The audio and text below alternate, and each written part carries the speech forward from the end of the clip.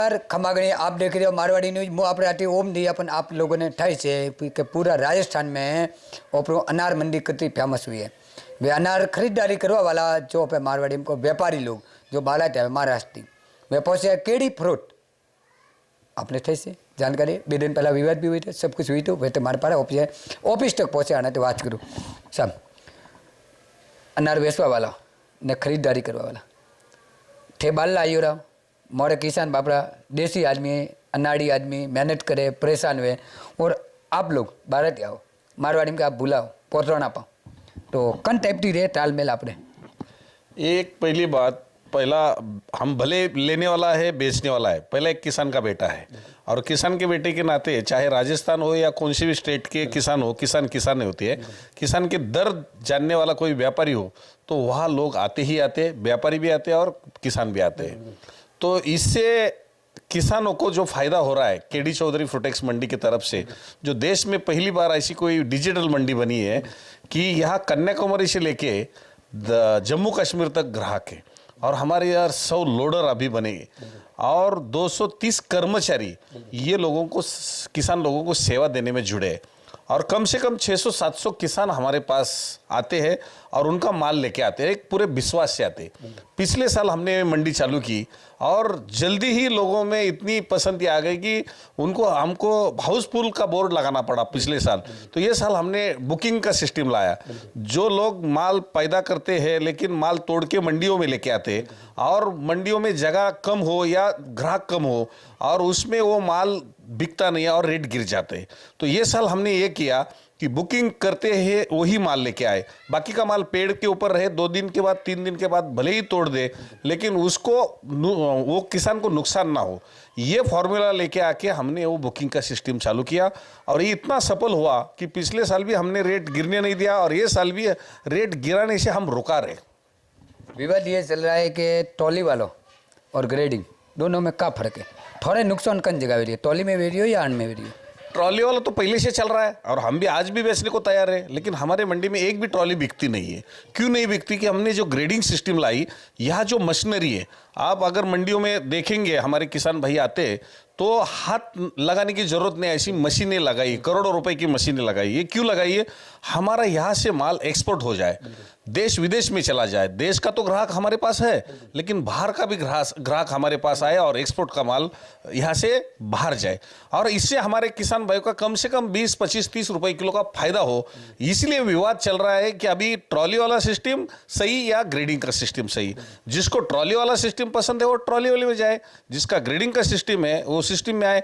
जिसको खर्चा बढ़ता है ऐसा लगता है, लेकिन खर्चा कितना बढ़ता है? 1-1.5 रुपए का खर्चा है, लेकिन उसमें 20-25 रुपए का किलो का अगर किसान भाइयों का फायदा होता है तो क्यों कम रेट में ट्रॉली में जाएंगे।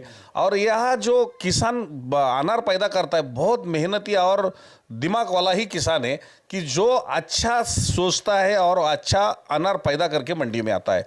तो हमने जो भी लोगों को 2 ऑप्शन रखी है, अगर ट्रॉली में बेचना है जरूर ट्रॉली में बेचें, उसमें खर्चा कम आएगा।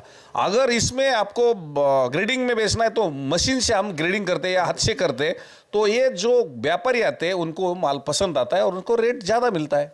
कई बार थोड़ी मोनोपोली हुए, आपकी मोनोपोली रही वजह थी आप कस्टमर ने बुलाओ ज़्यादा, फिर सड़क जॉम में परेशानी भी, आप भी मुसीबत में रहो, तो अनिल लेन कोई आप स्पेशल नोटिस जारी कर दिया?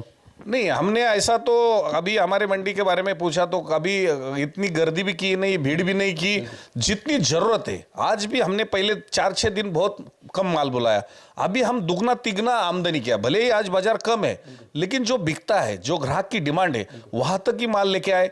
लेकिन हमारा पास ग्राहक नहीं है और भीड़ लगे किसानों की गाड़ियों की तो किसान का नुकसान है, इसलिए हम वो भीड़ के चक्कर में नहीं जाते। और जगह भी हमारे पास जो बनाया है बहुत अंदर जगह ज़्यादा है, वो पार्किंग के इसमें आप गाड़ी खड़ी कर सकते हैं, रास्ता कोई जाम नहीं, कुछ नहीं है।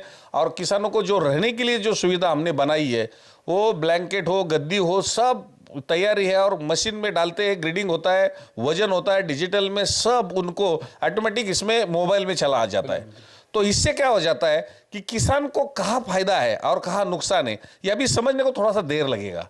अभी एक साल में तो कोई समझेगा नहीं, कभी मैं बोलूंगा मैं अच्छा या दूसरा बोलेगा केडी चौधरी अच्छा, तो ये समझने वाले थोड़ा थोड़ा धीरे में। पिछले साल हमने एक ही ग्रेडिंग का समझो मंडी चालू किया, अभी ग्रेडिंग की मंडी अब बढ़ गई। क्यों बढ़ गई? कि ग्राहक की भी डिमांड बढ़ गई और किसान की भी डिमांड बढ़ गई। आखिरी दो सवाल है, सिर्फ आखिरी दो सवाल।